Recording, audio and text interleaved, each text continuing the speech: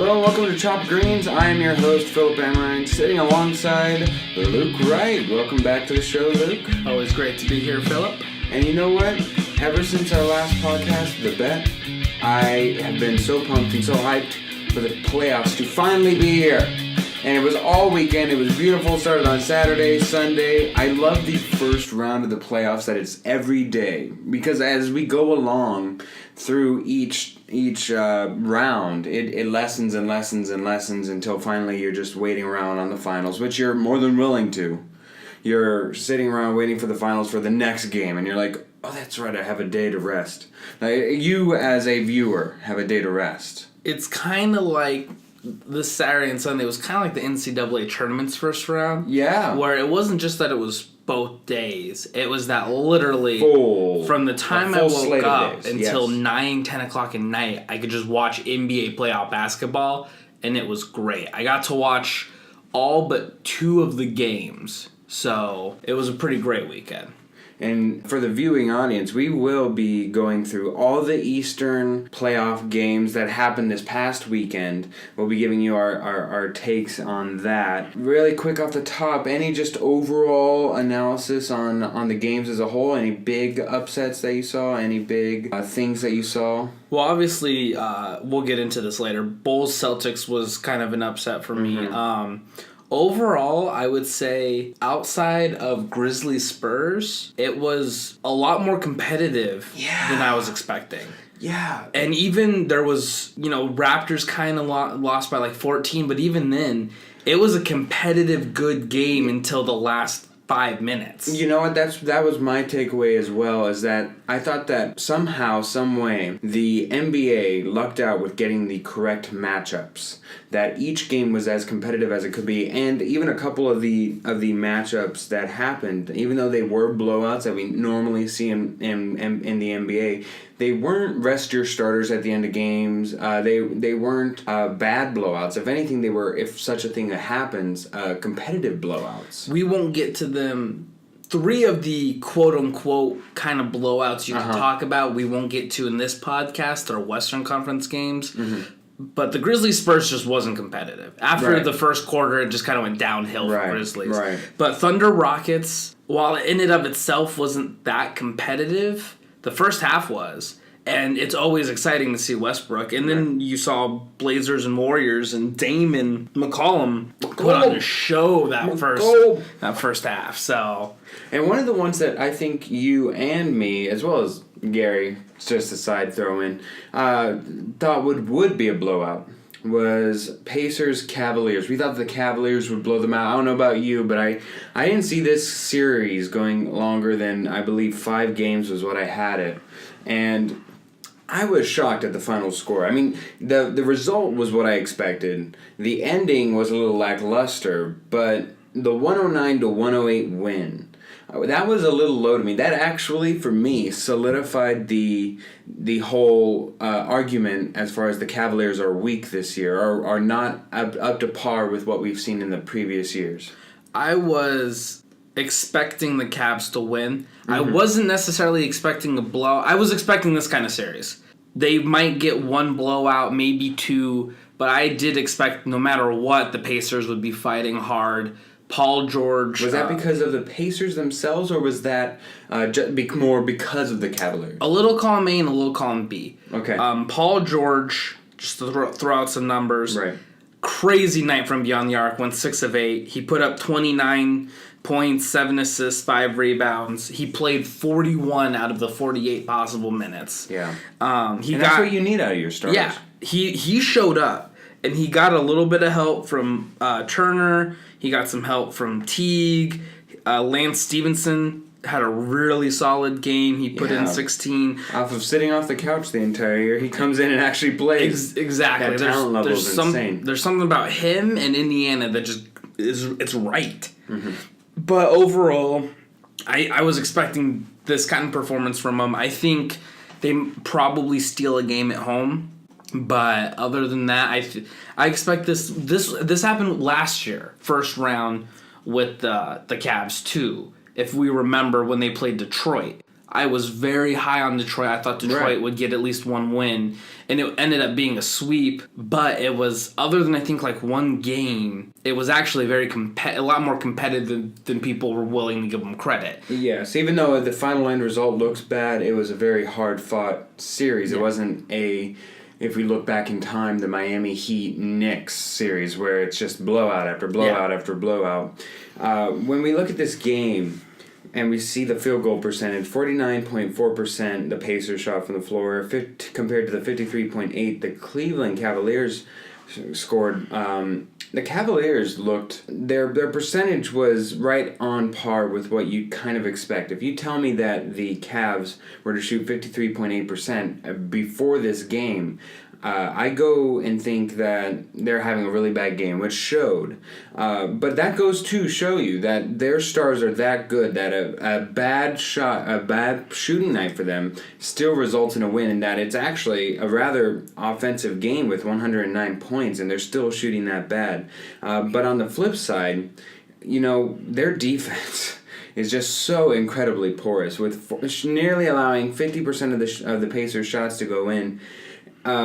I don't know how to fix that defense, because for me the biggest problem I saw was that it was just slow and old. It wasn't even any schematic issues. It was more just allowing the guy to get past you and go through it. I don't know how you fix that, Luke. I don't know how you maintain that, whether it's a practice or what. Let's look through their roster now real quick. We won't go in detailed notes. Kevin Love, never been a defender. No, it's only since Cleveland that even we've really talked about him rebounding. Yeah. Okay. Well, he was a great rebounder in the Timberwolves. It was just people were saying he was the only finesse player. Yeah, he was the only one there, so he was the only one to get the points and rebounds. Yeah. LeBron James, still a good defender, great defender. Arguably around playoff time, the best defender in the league.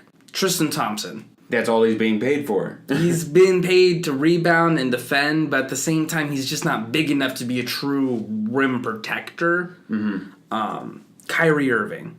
We know he's not going to play defense. To be fair, I don't feel that any point guard of elite status is asked to defend outside of maybe Patrick Beverley, who we'll get to at a different podcast, different date. But outside of him and Mike Conley, I don't see any point guards that really have an emphasis on defense. Chris Paul does play defense, though. Yeah, scrappy defense. Yes, you're correct. And that's the thing, is in the playoffs, we're not expecting him to be a lockdown defender, but he's got to at least play some defense.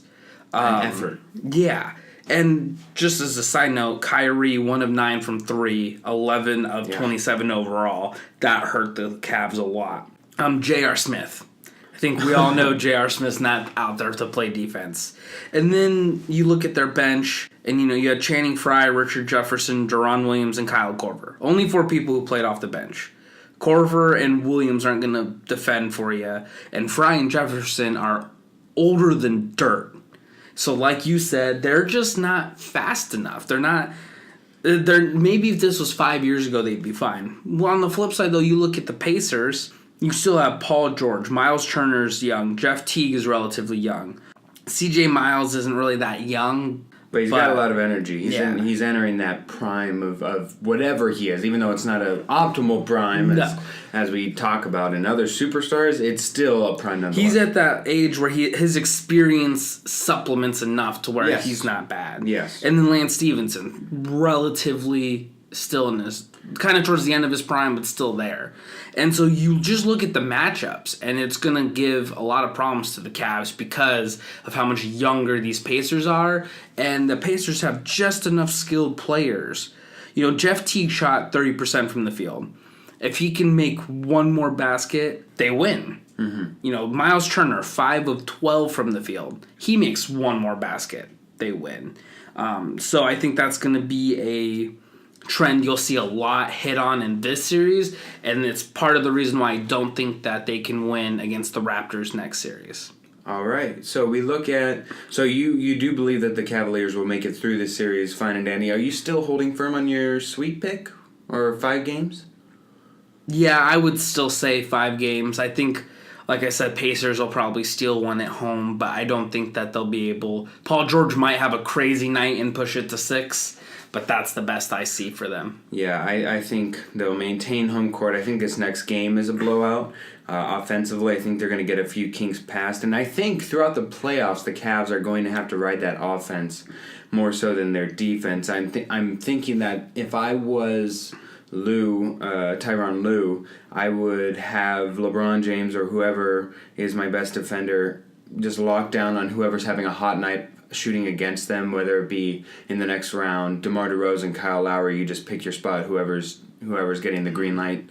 In this game, just literally stick LeBron James on Paul George and don't ask for any offensive contribution from him. You've got enough pieces around him where they can supplant that. All right, moving on. You foreshadowed it a little bit. Yeah. But the Milwaukee Bucks, Toronto Raptors, a little bit of a upset here, especially at the home team losing in Game 1. I texted you immediately as soon as it went final, the final buzzer beater. And your response was not of despair or crying, which I was hoping I would get some delicious tears out of Luke Wright. Nah. A little bit of sweat, something, but you're fine. Go ahead and vent, if you will. This is what the Raptors do. Literally Lose? Yeah. The first Game 1, this is their 9th straight Game 1 loss. So I mean, I'm not overly concerned about it. Like we mentioned this before, if you just look at the final score, it wasn't competitive. They lost by 14, right. 97-83. But when you had actually sat there and watched the game, it was a competitive game until the last, I want to say about 5-6 minutes. That's when the Bucks started to pull away. Well, we look at I think what stands out to me when you look at the full entire stat line, 24 out of 33 do the Raptors go on free throw shooting. That's a 72.7%. That's just not going to cut it in the playoffs. You need at least 80, 85 to be serviceable in them. That's unacceptable.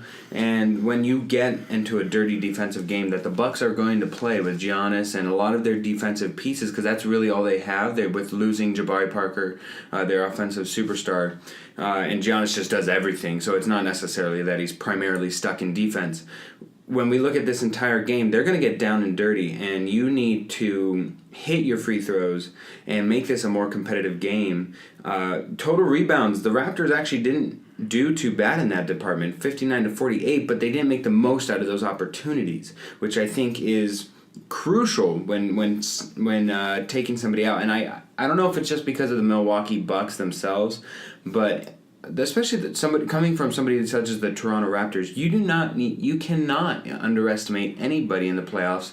But I feel like they underestimated the Bucks. They just came out a little flat in energy and just played to their level, which is awful. So Serge Ibaka, 1 of 4 from 3. Mm-hmm. DeMar DeRozan, 0 of 2 from 3. Patrick Patterson, PJ Tucker combined for 2 of 7 from 3. Kyle Lowry, 0 of 6 from 3. In total, they shot 5 of 23 from beyond the arc for less than 22%. To be fair, though, the Bucks on the other side only made 9 out of 23, but still. The Bucks aren't a team that has to rely on it. No, they've got a lot of size. You have Antetokounmpo, you have Maker, you have Greg Monroe coming off the bench. You have players who can drive and players who can post up. And then, like you said, they're young with a lot of defensive talent. So that, like, Tony Snell is not going to put up 11 points a game for this series. That is how bad offensively he is. Malcolm Brogdon probably won't shoot 6 of 13, 4 of 7 from 3 the whole series. You probably won't see a lot of these players play like this every single game because they're very young. And because they're very young, you're going to have different highlight players. But one of the highlights that I really enjoyed seeing, and it's just more so because we just came off the draft, and you always look for those gems that we can find later on in the draft. Thonmaker. He was totally keeping up with, I don't know if you were able to catch this play, but Kyle Lowry just drives towards the basket, and Thonmaker kept with him step for step. That to me is just incredibly impressive. I don't know who it is in the Bucks that is picking out these gems late in the draft, but Antetokounmpo, Thonmaker looks really nice. I'm really liking how he's rounding out in these past couple games. That potential is just unbelievably. If those two come together and they just have size, that's all you need, especially with Jabari Parker to back him up. With Parker coming back, Malcolm Brogdon looks like he's going to be around for a while. Chris Middleton will be there. You probably eventually move Chris to the bench as your sixth man. Oh yeah. Just because get some scoring on the you'll bench. need some sort of scoring. Right now you have Greg Monroe and he's not bad, but you probably want to supplement him with a guard to also come off the bench. 11 turnovers by the Toronto Raptors compared to only 5 from the Bucks. That to me more than anything else is what lost them the game, because everything else down the stat line alludes to what we saw as far as it being a close game. Those 11 turnovers to only 5 by the Bucks, that being able to hold into the ball and not letting it go on the other side, that's what pushed it for me to be a blowout towards the end there. And the crazy thing is, it's not even like 11 turnovers is a super high amount. No. It's just when you yourself only give it up 5 times, that number just it becomes so much more important. So overall, I'm not worried. I think there's no reason to So you're not worried? You're not at all worried that they lost the home court advantage? No, because they do this literally every series. Literally, if I remember right, last year in the playoffs, every series they lost the first game. They had to, because this is their 9th straight game 1 loss. But they've come back, and it's taken them a while to win every series. But I'm just not worried. Like I think they'll be fine. I don't think that the Bucks will be able to maintain this for all 7 games. And the only change I would make is I would start PJ Tucker. In all honesty, I know I'm high on him, but he's already playing more minutes than Serge. Not Serge or Damari Carroll. Yeah, he's even playing more minutes than Valanciunas, although they don't play the same position. No. So I would just take Carroll out, put Tucker in there, maybe even play them side by side and move Ibaka down to center. He was playing center. He got more minutes than Valanciunas anyways, playing at center for some of it. With Thon, if I remember correctly, is Thon playing center for the Bucks? Yes. So with Thon against Serge Ibaka, you at least get that bulk advantage, even though it's not the size advantage that you'd want. But Thon really needs to put on some weight in order to bang down low with those uglies. But that'd be usually you would be hesitant to put somebody of lower size and stature to in center, but in that particular matchup I would agree on how that looks. Moving on, we got the Washington Wizards taking game 1 away from the Atlanta Hawks. It didn't really seem out of place. Anything it wasn't surprising. We look at 3-point attempts. The Hawks were just awful. It's 7 out of 25. The Washington Wizards weren't that far behind, 8 out of 28, with only Bradley Beal really having a beautiful shot and just hitting a lot of those shots for the Wizards. Any big takeaways for you on this game? Well, Beal was only 2 of 11. Right. So on average, I'd say he normally nails down a couple more a night, which pushes the 7-point lead to a 13-point lead. Mm-hmm. Well, both teams only shooting in the 40s, 44% for Atlanta, 45% for Washington, and field goal percentage straight up. Yeah, neither team was particularly an offensive juggernaut, although Washington did score, 114 points. Mm-hmm. My biggest takeaway is just John Wall is tired of being disrespected every year. Ooh, you could tell he was so hyped. 32 points, 14 assists, 4 rebounds. He hit a couple threes, and he shot 50% from the field. And you look at what's not on the stat sheet is he had every single hustle point I could imagine. He was jumping into the stands twice. Twice I saw times that he jumped in the stands. I was actually concerned just health-wise, and that's how I view it. I'm always hesitant for stars that I really need out there to play to be jumping out there. I was scared of him breaking an ankle, but he's literally jumping into the stands, going for every loose ball, making those hustle stats, and I loved it. I loved what I'm seeing from John Wall. Wall this year. This year and this game one so far, it's a small sample size. Love it. And this was also a case of, especially in the first quarter, and I'm pretty sure the theme just continued throughout. Yeah. Washington took 100 shots. The Hawks only took 78. And it was still only a 7-point game because the Hawks were getting to the free throw line, I want to say, 2 to 3 times as many times as the Wizards were. 40 to 17. The Wizards only had 17 free throws. Yeah. Rather. So throughout the series, I do not see that holding up, especially when you have people like Wall and Porter who will attack and will draw more fouls. You know, Markieff Morris, John Wall, Bradley Beal all put up over 20 points. Every starter was in double digits. Every starter shot relatively well. Like we already said, Beal was having a rough night, but he was 7 of 10 from within the 3-point line. So everyone was doing a little something. Gortat was 14 and 10. Porter was 10 and 9. Was really emphasizing that personality of the Polish Hammer. That's what led to Paul Millsap saying that they were playing MMA with us. I mean, when you say that they were always at the free throw line, that's partly why they were just hacking away. Well, Gortat was not messing around, and he shouldn't have been. 4 fouls by Morris, 3 by Porter, 3 by Gortat, 2 by Wall, 3 by Beal, 4 by Ombre Jr., 4 by Joe. They were fouling a lot, and I think it sets a great tone for the future of this series and the playoffs. Brandon Jennings only took 2 shots, and he still had 5 assists. So he realized, hey, I can do stuff other than jack up bad shots. So well, yeah, the assists is just completely flip-flopped here with 28 on the Washington Wizards, 18 to the Hawks.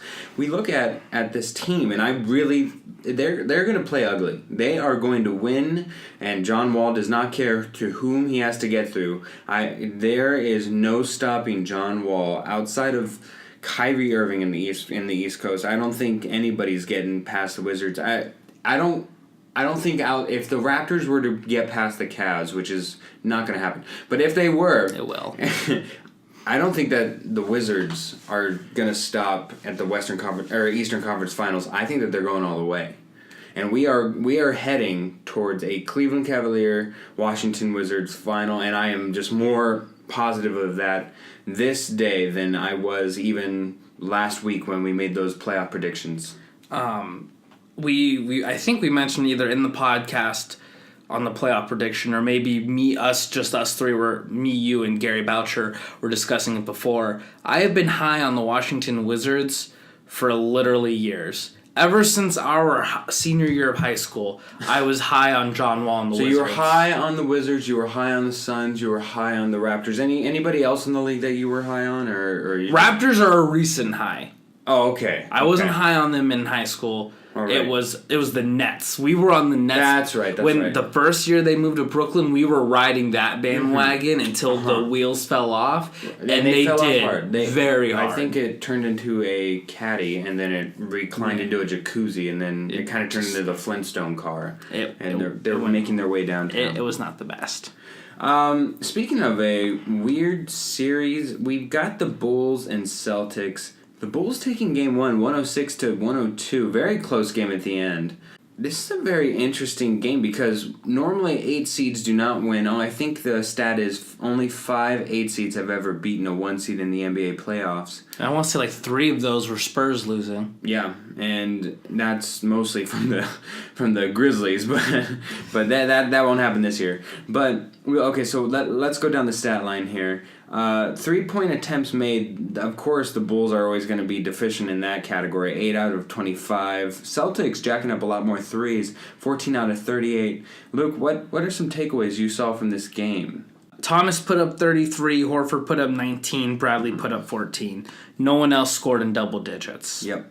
Crowder was 1 of 5 from beyond the arc. Marcus Smart only had 9 points. You cannot have that happen against the Bulls team when Bobby Portis is putting up 19 off the bench, when Butler is dropping 30, when Lopez puts in a double-double. Jimmy Butler was hitting a lot of threes, which is unusual because the Bulls, say what you will about the Bulls, but they will they will kill you with efficiency as far as getting every easy shot that they can, taking it to the rim, going for those easy inside points, settling for 2s, not for 3s. But when they add that 3 element that Jimmy Butler has just been able to hit in this recent stride, he's not usually known for 3-point. Nobody He's on that a streaky shooter. He is. But if he's able to hit that, and then he adds that extra element, spacing out the floor for those big uglies down there, and giving Dwayne Wade some room to operate, that is a hard team, and that's what you're seeing. That's what you're seeing, 106 to 102. The Boston Celtics, 33 points from Isaiah Thomas is just, that should be enough, and that is so disappointing that they still lost in such a fashion because, again, I really enjoy seeing the Celtics in the playoffs. Really, it's 2 heritage teams here, Chicago Bulls, Boston Celtics. When we look at this series, I didn't think that this was going to be competitive at all, Luke. I didn't think this was. I don't remember for sure what I put on the bracket. I thought maybe the Bulls could have stolen the game. I think that was all. I think I might have even had them being swept. Right. I was not expecting this.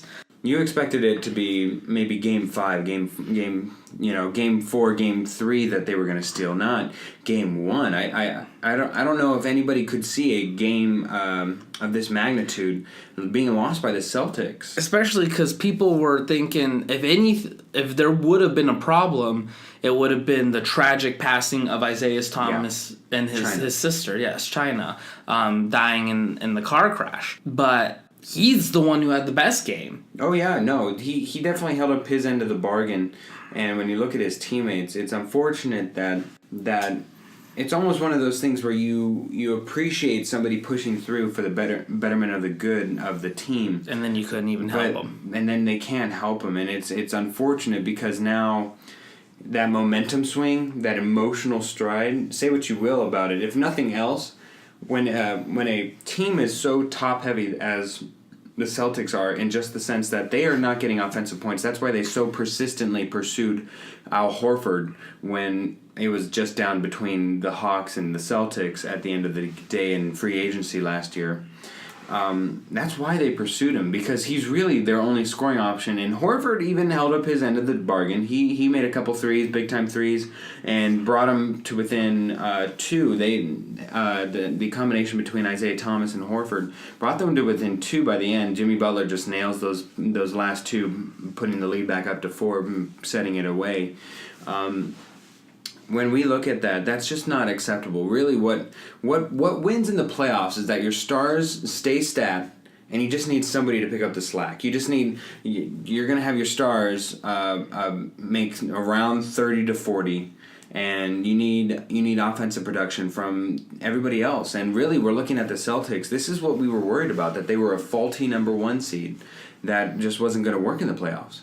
Going off of what you just said, I think that's been the biggest thing this whole playoff first set of games. Mm-hmm. Other than the Raptors, every star did their job. Yep. It wasn't this for all the talk of, well, the Warriors are too stacked and Cleveland of course will win and this and that. What's winning and losing these games aren't the superstars. No. What's winning and losing these games are the role players, are the secondary pieces. The only reason why the Blazers ended up losing was because they literally had nobody else. Nobody else was making a shot. It was just Dame and CJ all game, and you can't. If it's just those two, they're not going to be... They might be able to steal one at home when the role players feel more comfortable and are able to hit some shots, because, role players always play better at home. Right. But it's just one of those things where, for all the talk of superstars, it wasn't superstars that were winning the day. Joe Johnson hit the game-winning shot for the Jazz. Yeah. So it's one of those things where you need a good bench, and you need players outside of that superstar that you can trust. James Harden won because he had better role players than Russell Westbrook. Does that offer validity when LeBron James says out in the media, I need more help? Does that offer validity to that claim, which we so often kill him in the media for? I would say no, because the difference is they're trying to get him those playmakers. They've spent the money. Mm-hmm. He won a ring last year. Right. So clearly, he had enough. Clearly, he has. He's been to 6 straight finals. He went to the finals both years since coming back from Cleveland. coming back to Cleveland from Miami. Right. So no, I don't think that it necessarily justifies what he's saying, because with his team, they've given him all the help they can get. They've given him an honest effort. Yeah. Of acquiring talent and assets to complement him as well as the rest of the starters. Exactly. So I don't think that he necessarily gets validity towards the claim. Now, if Westbrook had come out and said it, I think that would have been a little different. How bad does that Steven Adams option look? I don't know if it's because he's boxing out and giving Russell Westbrook those extra rebounds or what have you, but what he was known for, he was known as a defensive presence, and he's just really not holding up his end of the bargain this year. Really, just really quick, I wanted to ask you, so as a whole we've now seen game 1, and usually when we look at games, whether it be in football, soccer, NHL, whatever, you can normally tell after the first quarter how wrong you were, how right you were. So now, again, we're one theoretically, one game into a 7-game series for each of these. Any of them you really would change your pick? Any of them you see as a big surprise? Any of them going longer? Because we didn't really have any of these games going to a game 7 in the first round. I could see obviously Bulls and Celtics first thing. As far as changing your pick? No, as far as making it go longer. Okay. The only one I might change, and to be honest, I was very hesitant not to pick them to begin with, is Jazz. I was very high on Utah and Jazz, and in the end, the only reason why I didn't pick them to win was because LA would get that home game, Game 7. I think I even have them going to 7 games. That's really the only pick I'd consider changing, especially now that Utah has already stolen a road game and kind of evened it out now. That's the only one I'd consider changing, because I was very high on the Jazz to begin with. I love Hayward. It will depend on if Gobert is able to make it back. He got hurt literally like loss. 12 seconds into the game or something like that. So that might not change. That might end up making all this in vain anyways, but that's really the only thing that I would be too worried about changing. All right, here, let me put a little finger to your pulse here. I just want to see that we're okay, because when I tell you that the Toronto Raptors are losing to the Bucks in the first round, I want to make sure that you don't explode. And I'm telling you, the Milwaukee Bucks will beat the Toronto Raptors in 6 games. I'll still stick with my game prediction, but the Milwaukee Bucks loved what I saw, and in the playoffs, more so than not, stars will win. And Giannis Antetokounmpo will have a coming-out party, lose to the Cavs later. But he will beat the Toronto Raptors, send Luke crying home, and leaving me and Gary alone atop our perch to decide what punishment to bestow upon you. Besides that, the Bulls will win. I think it's going to be a 7-game series. Now, this one's a little bit more serious because I just think it's that emotional roller coaster that they're riding on. We look at Isaiah Thomas on the death of his sister. I'd assume, I don't know anything, but I'd assume that now, after last night's game, he goes home, he plans the funeral, he doesn't spend as much time with the team, and really this late in the season you don't necessarily need to because you practiced all year and everything, but still for continuity's sake, I think it just disrupts that whole system. I think that really they have an emotional down that the Bulls can really take advantage of, and when it's just when your heart's not into it, you just, it's hard to get the body into it. And normally, I don't know that we would be able to say that of an 8th seed, but in a weird role reversal, I now like the Bulls when they have Dwayne Wade, Jimmy Butler, even Rajon Rondo playing in his playoff stature. I really like the Bulls to upset the Celtics. That's not gonna happen. Which one? Because the Raptors neither of them can happen. Raptors will be fine. Lowry will get better throughout the series. He's only been back for 5 games since coming back from the wrist surgery. DeRozan will shoot better. Hopefully they'll put PJ Tucker just in the starting lineup. So what happens if they don't, though? are you going to cry wolf and say that that's the reason why? Because ultimately, you can say that that's what they should do, but since they don't, that doesn't mean that... Even if they don't, I don't think it would be enough to sink them. I just, as a personal preference, I think that would be the smarter play, is to put PJ in, have Valanciunas come off the bench, and move Ibaka down to that center spot. I think that's a better matchup overall for people. But even if they don't, I believe in them. Lowry will have better games. DeRozan will shoot better. So I'm not worried about the Raptors. Isaiah Thomas isn't going to have to leave Boston. You know, he has other families to take care of the funeral arrangements and whatnot. I'm sure his family has come up to him and say, hey, don't worry. Just you focus on you.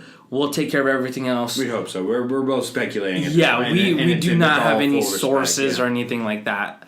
I would assume that would be what would happen. And then, you know, they basically say, we'll make sure we schedule it on a day that there isn't a game or something like that. So I think the Bulls just aren't. Maybe if Butler keeps dropping 30 and Rondo and Wade can keep helping them. But that's the only way I could possibly see it happening, and I don't foresee them being able to pull it out. The longer that series go, the less confident I feel in that pick, because the further away you get from the initial shock of that incident, the farther away he's able to distance himself. I don't think that bodes well for the Bulls. I actually think it's the opposite. I think the longer the series goes, the better for the Bulls. Really? The longer it goes, the more confidence they can gain.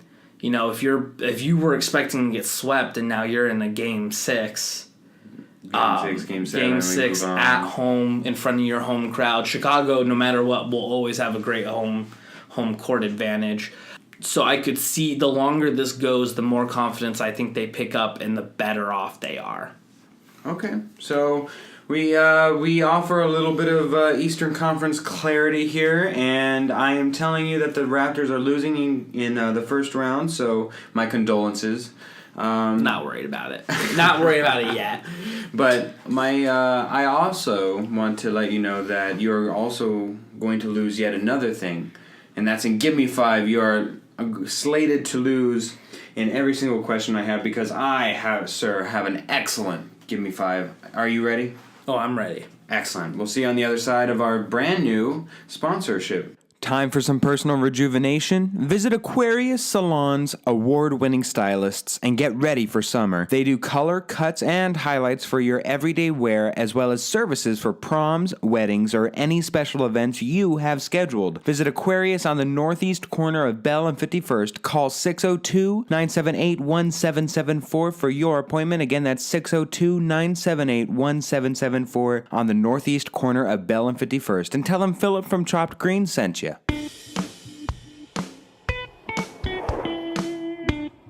Alright, and welcome back to Chopped Greens. I am so excited for this Give Me 5. I've been working on it all weekend. Are you ready, Luke? I'm ready. You even messaged me about it last night. I did. I was like, hey, you make sure that your Give Me 5 is excellent this week, because I am going to hit you with the down and low and go up on the post on you. Okay. Alright, but I'll let you go first. Hyped yourself up so much and fast. Yes, I did. I pulled a Chris Paul, just no look.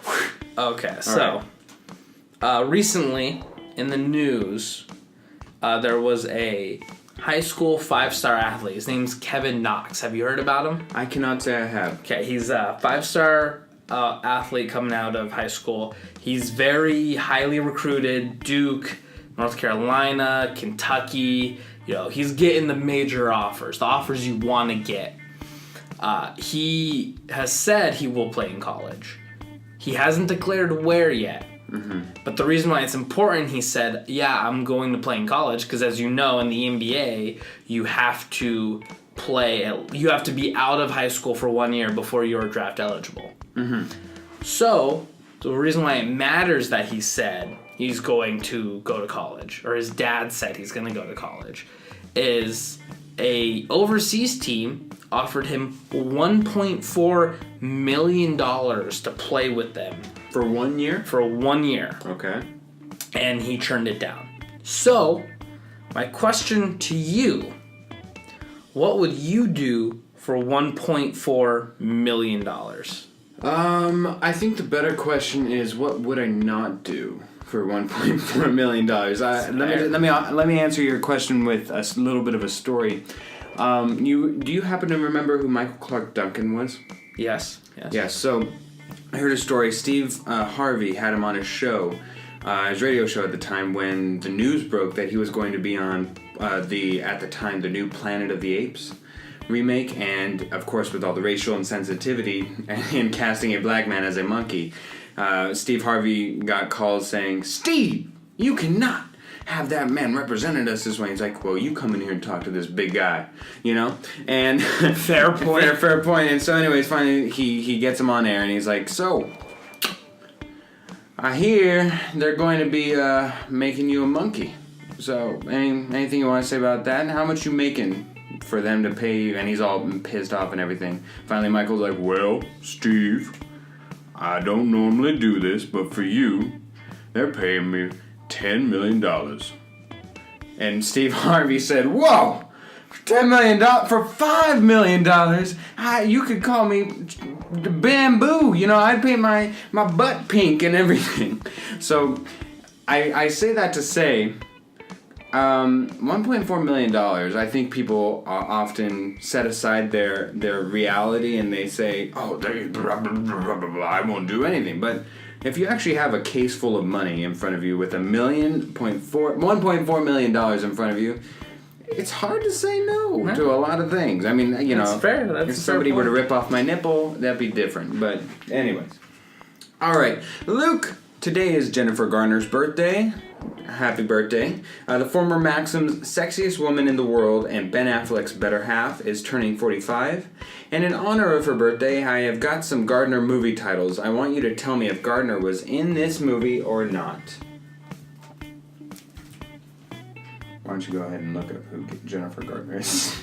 I could tell that you didn't know who she was. But I know who she is. Oh, you do? Yeah. Oh, you do? Okay. I'm not going to be good at this question. Oh, that's excellent. That's fine. That's the point. Okay. Yeah, I know who she is. Oh, I thought you didn't know who she was. Okay. No, I know who she is. Okay. I just, once you saw that, I was like, oh shit, I'm not going to know any of these. Okay, never mind. I thought you didn't know who she was because I was like, I don't know if I would know who it is off the top of the name. All right. Let's go with that.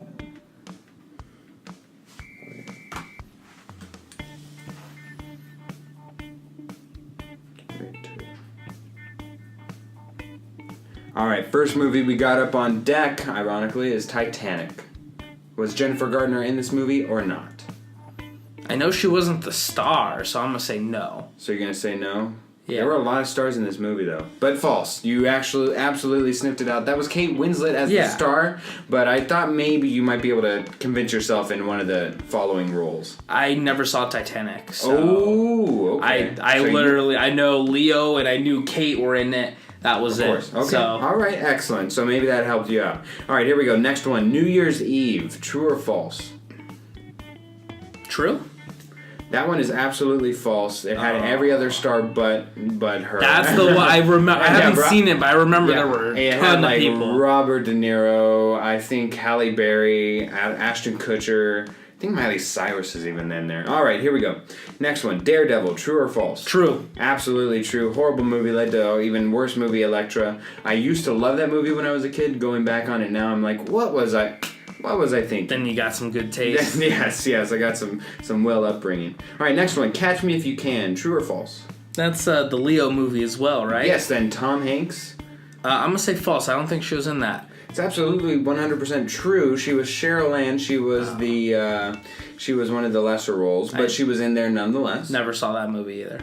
Excellent movie. That one you need to catch. All right, last one. Juno. True or false? I'm sure I'll get tons of hate mail for this. I've never seen Juno. Ooh. Just not something that This is why you're the sports guy. Yeah, there's a reason why I'm not the movie guy like Gary. It's not a topic that interests me. It doesn't necessarily appeal to me as a guy. Excellent. That means more movie trivia in the future. But continue. Awesome. I'm gonna say I know it's about a high school girl. She seems like Jennifer Gardner would be a great high school teacher role. Mentor. Yeah. Absolutely true. She was Vanessa Loring in Juno. So at the end of the day, you got, 3 out of 5? 1, 2, 3... Yeah, 3 out of 5. So not too bad. Serviceable. Your turn. That's how I roll. Serviceable. That's your middle And name. that's Luke Serviceable Wright. Yes. I'm just like a Camry. I'll never break down on you, and I'll get you to your destination. Man, a lot of gas. So, I don't know if you've heard about this. Kristaps Porzingis. Oh, yes, the unicorn. Yes, unicorn, second year, New York Knicks player, looking to be the face of the franchise going forward. He passed on his exit interview. Yeah. Typically, for those of you who aren't as well informed in the sports world, at the end of each season, a lot of players meet with management, especially when you are an important player like Porzingis, who they're hoping to hand the franchise to. And they meet, in a sense, to get a sense of where the team is, where they're going, as far as which team players are in and out, what their opinions are on fellow players, and so on and so forth. Just an overall very broad interview. Porzingis didn't show up to it. He skipped out on it. He was just like, no, I'm good. No, thank you. This also came at the same time that Phil Jackson had a press conference. Goodness. The first one he's had since back in September of last year. Yeah.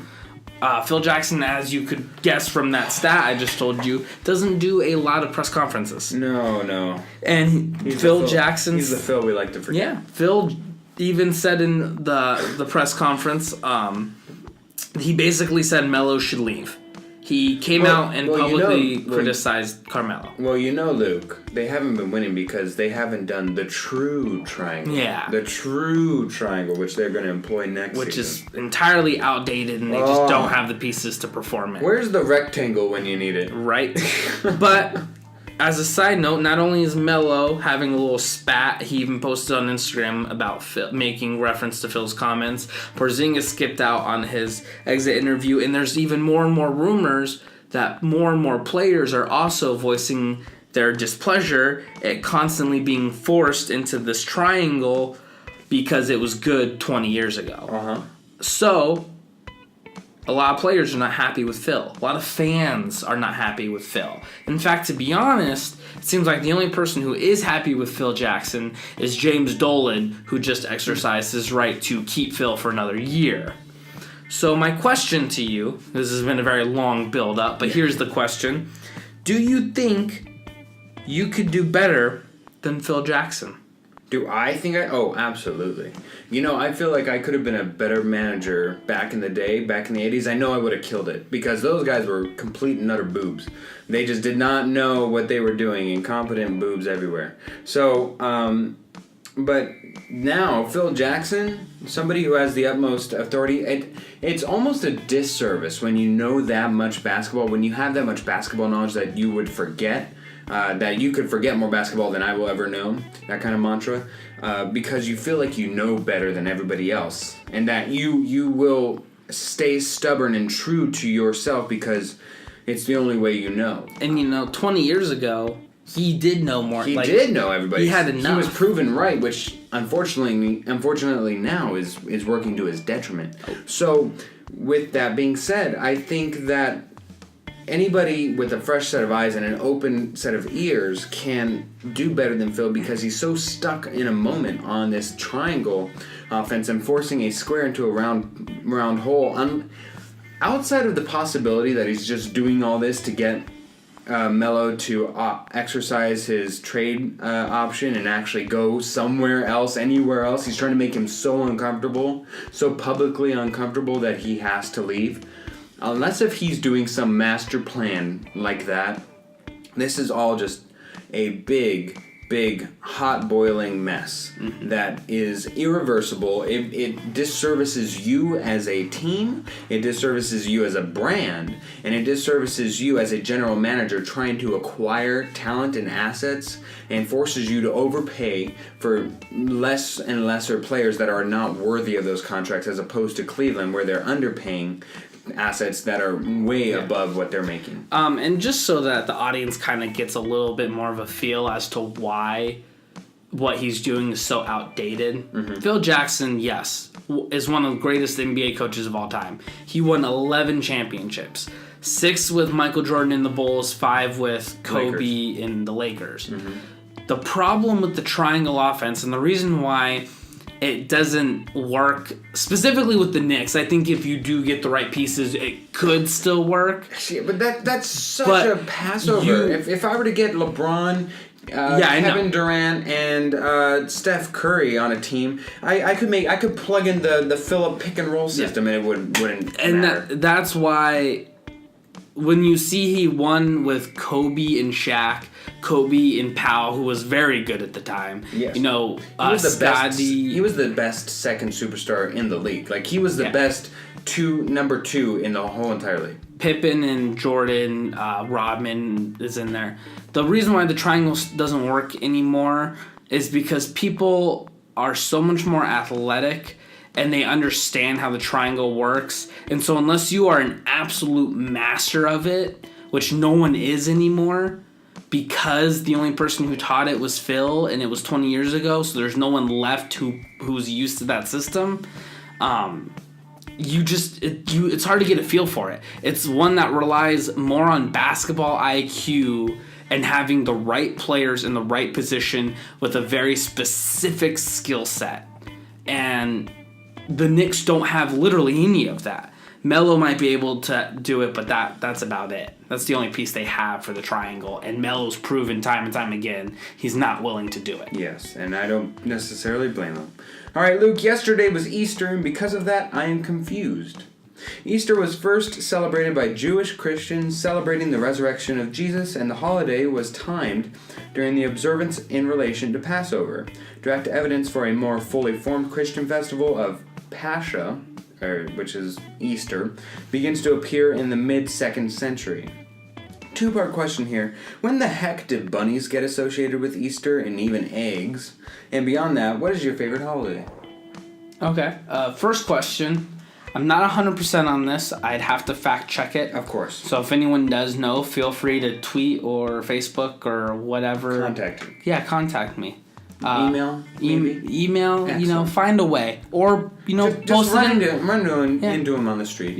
Post in the comments on Facebook when we share the link for this. Yes. But I believe that it was essentially just a way for people who weren't Christian to have some sort of celebration. I think it's also a good way to get kids involved.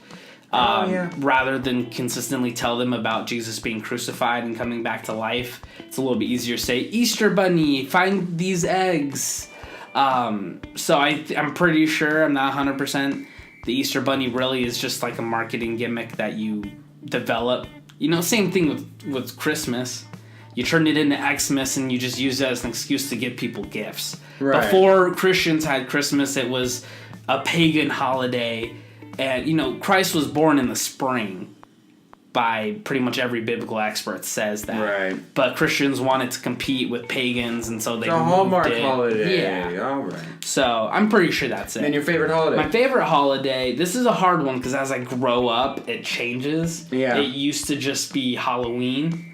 It's my favorite. And now, if I'm being honest, it's probably still Halloween, but there's not as much as a gift. It's not way ahead of everybody. It's not like Halloween is all the way up there and everything else is down here. It's more like it's just kind of like boom, boom, boom, boom, boom. All right, cool. So it's slated. I'd still say Halloween. I watch Nightmare Before Christmas every Halloween. So. It's the number one seed. All right, your turn, sir. What's your favorite holiday? Christmas by far. Okay, that's fair. What professional sports league would you most like to play for? So I'm like a superstar in whatever league I were to choose from birth? From birth? No. Oh, I just could play in it. Yeah. Well, if I had a choice and I could play and I could be Tim Tebow and just join whatever league I want at the tender age of 27 or whatever it is, I would probably choose...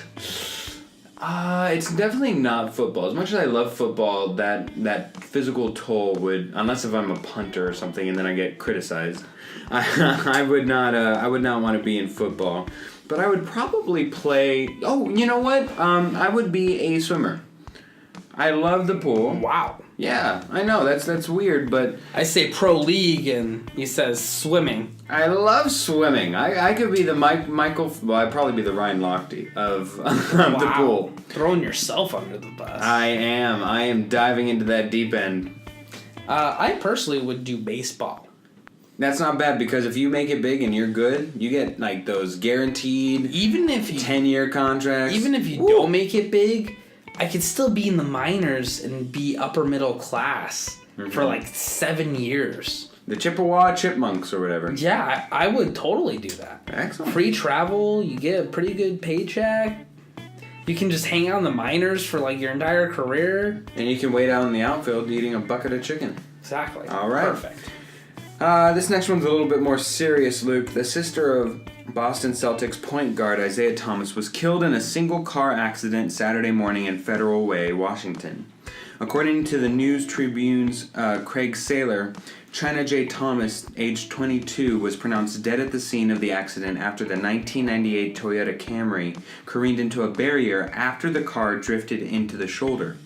Isaiah Thomas did play the following night, posting 33 points in a loss to the Chicago Bulls. And now my question to you is respectfully this. With this heart-wrenching information coming forth, do the Celtics have a mulligan if they lose this series? Normally a number 1 seed losing to an 8th seed would be seen as a meltdown of epic proportions. Would this be seen in that same light? Would it be cast with such dispersion? No. No? For a couple of reasons. One, like you just said, he just put up 33 points. Okay. The day after it happened. Pulling a Brett Favre. Yeah, and that was my next point. Is I don't know, and this I mean this in the most respectful way. I don't know what it is. I don't know if it's just the emotion of playing for a family member who has just recently passed. It seems like every pro athlete has one of the best games of their career if one of their family members had just died. Mm-hmm. You know, Brett Favre is probably the best example. His dad dies, I want to say Sunday, and he ends up playing like Monday night. Yeah. Goes out and has one of the best games of his entire career. Isaiah Thomas dropped 33. I can't think of a ton off the top of my head because thankfully this doesn't happen a lot. But it seems like a lot of times when we do hear about it, the player in question goes out and has a big game, you know, in honor of their family member. I know Chris Paul, when he was in high school, his grandfather died. And he went out and he scored like 64 points because that's how old his grandfather was. And he intentionally missed a free throw so that he stayed at that point total in honor of his grandfather. So it's one of those things that I don't think that the Boston Celtics would get a mulligan for it, because this is one of those things in sports that whenever it does happen, it's always a tragedy. But they always... so you think the critics will still beat them over the head if they lose? Yes. Okay. Jose Fernandez, when he tragically passed away during the season last year, the next for the Miami league. Marlins. For the the next day, the Marlins ended up winning. Literally, very first hitter, home run. Dude was crying as he was making his round around the bases. So, for whatever reason, tragedy in sports just always inspires people to play a lot better. All right, your turn, then. If you could, and you were smart enough, and you were a Phil Jackson. Oh, I am, but continue. And you could coach in any league you wanted. Okay. What player, not what league, not what team, what player would you most want to coach? You know, it's always going to come down to who's the brightest and the best. And I honestly, I would have to say LeBron James, to be completely honest. Especially at some point, I feel so like... So you don't have to do anything. That's correct. But even more so than that, I have a player who's willing to go above and beyond what he does. So I've always thought that you want the best. You always want somebody to be better. And you also said it doesn't matter what league. I think LeBron could work in any league. He's that much of a physical specimen. We look at him and we see the comparison between Derrick Rose, who in his prime, in his MVP year, on recruiting Carmelo Anthony, said, it's not my job to recruit players. Whereas LeBron James directly goes to Miami, recruits Dwayne Wade and Chris Bosh to go along with him, and they go down and win a couple championships in Miami. And we see it still in Cleveland, where he's recruiting players left and right to come down to Cleveland, to freaking Cleveland. Could I say Cleveland too many times? Because it's Cleveland. Who wants to go to Cleveland? They're only going because of LeBron. Not Joakim Noah. He wouldn't want to go to Cleveland. That's true. He's the only one. He's the only one who stood his ground. But outside of that, mad respect, Jay Noah. No, well, he's losing respect with Phil Jackson up in New York. But I really appreciate somebody who cares that much and puts in that time and the effort to be the best. So it would have to be LeBron. For me, I'd go opposite of where you're at, age-wise. Ricky Rubio? Nah, age-wise. Just age. All I'd have to do is teach Rubio how to shoot consistently, and I'd be... Oh, yeah, that's all. That's just a natural thing in basketball. Get the basket the ball in the basket, but yeah. That's all. But I wouldn't want to coach somebody who's already kind of towards the end of his career. Oh, like a Kobe retirement tour? Yeah, I wouldn't want to coach him. Oh, yeah, that's fantastic. It was a great idea, but at the same time, when it's your last season, I doubt there was a lot of coaching going on. Yeah, no. Especially when you win all 5 right, guys, titles. Huddle up. All right, so you see this guy over there in the corner drinking champagne and talking to the media? Just get the ball to him. If he gives it to you, you say, "What do I do with this?" And you give it back to him because it's all about him this time and every other game in the 82 series. So, go ahead. 5 rings. But I would want to coach somebody who's younger and still up and coming. So, I would want to coach someone like a Devin Booker.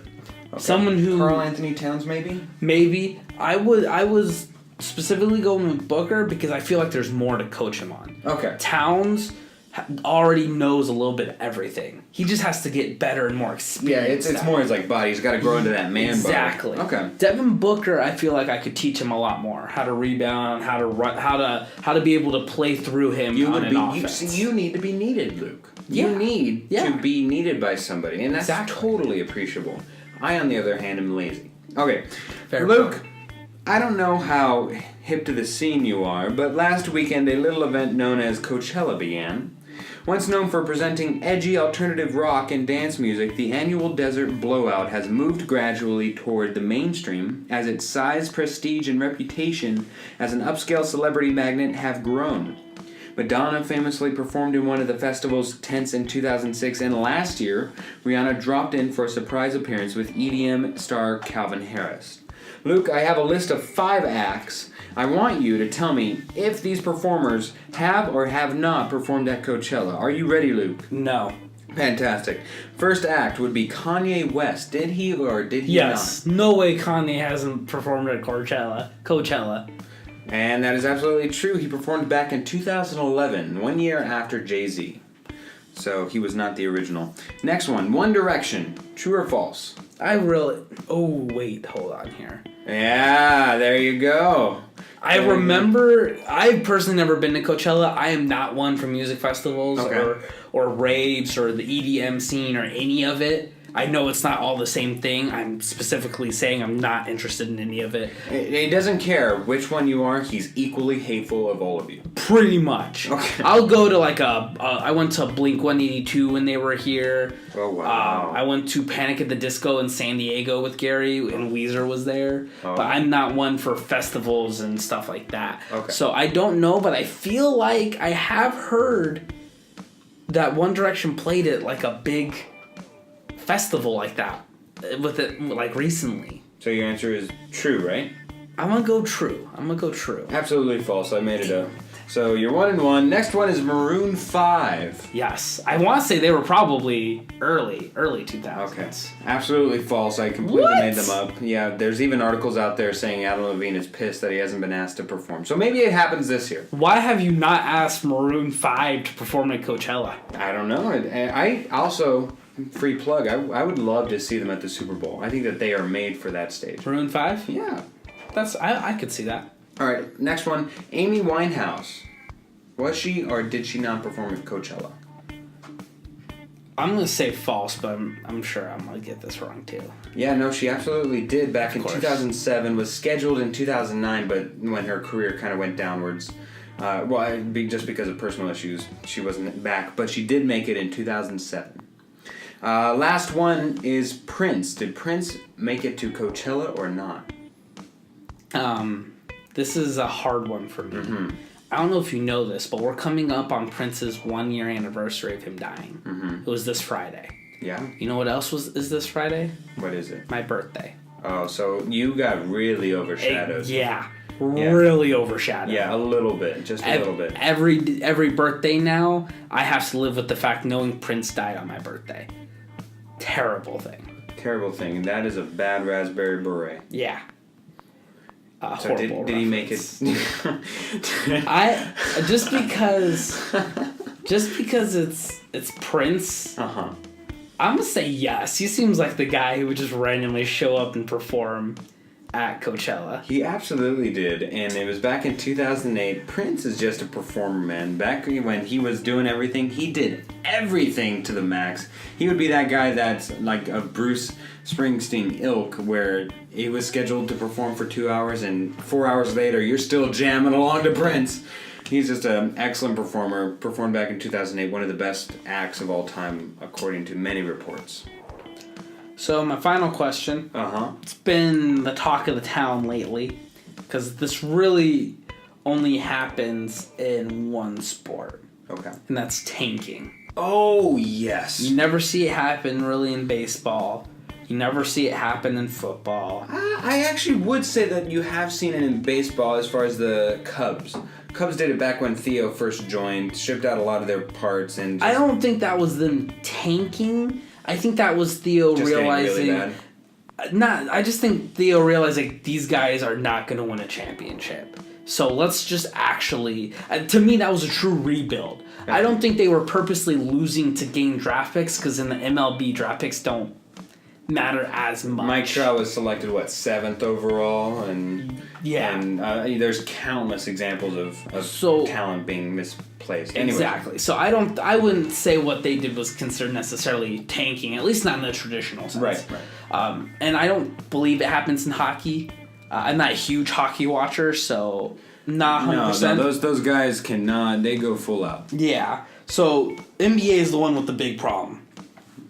You know, it used to just be just the Sixers. You know, hashtag trust the process. Trust the process. Arguably the greatest social media and nickname ever. I love it. So now this past year, we saw the Suns tank. We saw the Nets tank. We saw the Lakers tank. And we're getting to the point where we're seeing 3, 4, 5 teams all trying to tank. Some of these teams started tanking, you know, from day one. Would you, if you were taking over for Phil Jackson or any team, would you allow your team to tank like how some of these teams are doing? Well, let me correct you really fast. The Lakers did not tank. They went on a 5-game winning streak to end the season. Sorry, they tanked badly. They are absolutely not tanking. Management said tank, and then Luke Walton was like, I don't want to anymore. And so they stopped. But they were trying to tank. And then Luke Walton, great first name, no wonder why he has such great integrity. Of course. Was like, hey, we've tanked enough. I want my guys to win a little bit. Well, hey, I can't fight you there. The only Phil in the league is killing it up in New York. But let's go back to your main point. I would absolutely tank, and I'll tell you why. In any business, you are responsible to put out the best product you can, whether it's your Wendy's, whether you're a stockbroker, whether you're a doctor. I don't care what it is, in whatever profession you have an obligation to whoever the customer, your employer is, to put out the best product on the floor is. As a Sixers manager, you are held to a higher standard. If you know that the goal is to win a championship, you are being disrespectful to your fans if you know you are just a middling team, that you are an 8th seed, you are in purgatory, NBA purgatory.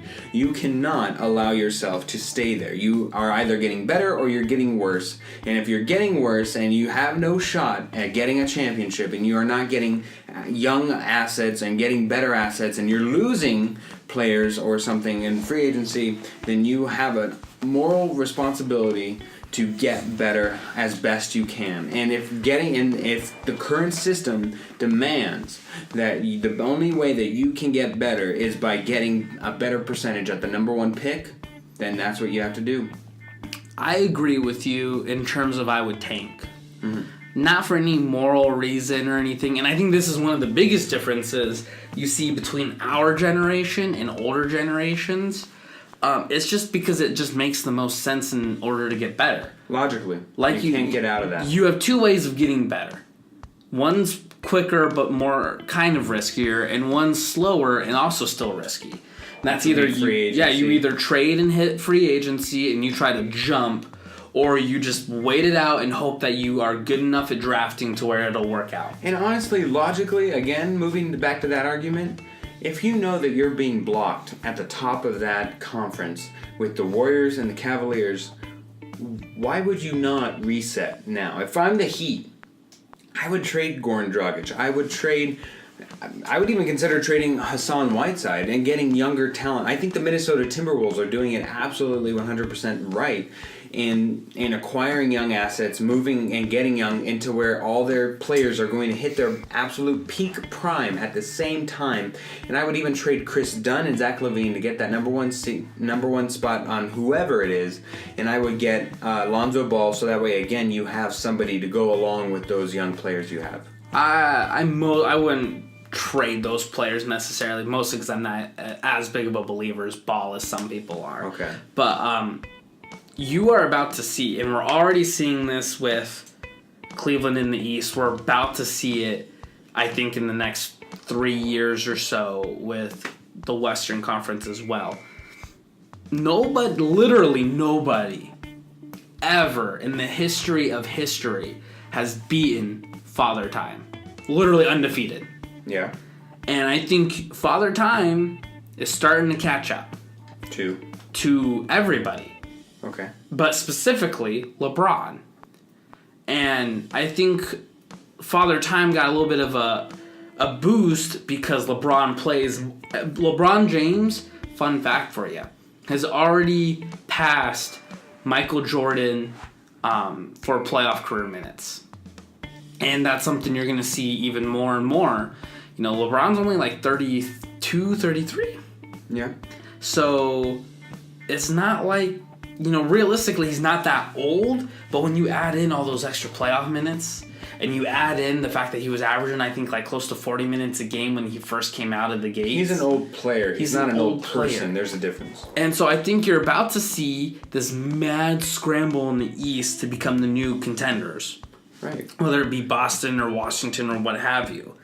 And then on the Western side, it's going to take a little bit longer because Curry and Thompson are still young. Right. And Draymond is still young. And Durant's still is still young. I don't think he's hit 30 yet. But Golden State can't hold on to all of those players for that long. People are going to leave and take more money.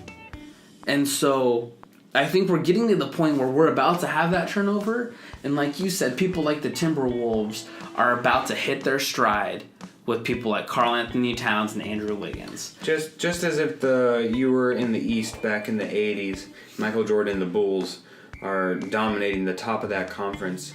You're doing yourself a disservice to push all your chips to the middle of the table and go for it then, when you could just as easily sell off a couple chips and acquire better, younger assets that have a longer trajectory to peak after Michael Jordan's career.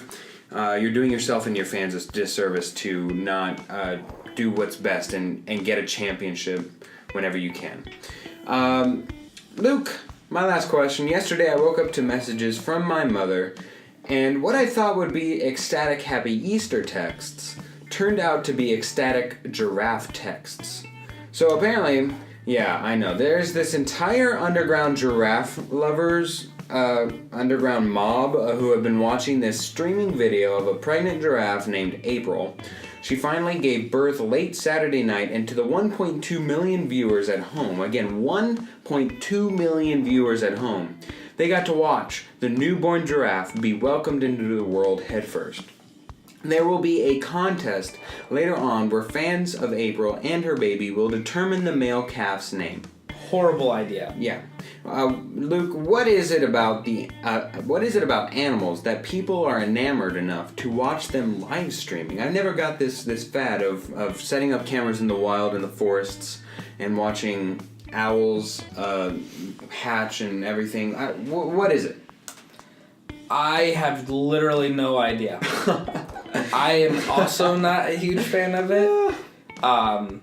I could, if you want to set a camera there and show me highlights, more than happy to do that. Yeah. But to just sit there, because this giraffe thing has been a story for literally, I want to say 3 months now. I had no idea. My mom texts me, text after text. I'm getting I'm thinking, oh my goodness, Easter got moved, somebody, I don't know, I'm thinking something happened, and it's, April had her baby. I didn't even know who April was. I'm like, who do we know is April? It was the dumbest thing. I don't understand why everyone loved it. If you want to send out one news story, giraffe pregnant, been waiting 3 months to give birth, finally gives birth. That's fine. But to live stream it and for 1.2 million people to have nothing better to do with their lives. On Easter Eve. I don't... And, if you're one of those people, I'll call you out too. What were you doing? Why did you honestly have nothing better to do than just sit there and watch a giraffe possibly give birth? Well, to be fair, the zoo, of which April is an inhabitant of, has set up a service to where viewers got text message updates as per the status of the giraffe. So that's even worse. The fact that this zoo put that much thought and effort into this.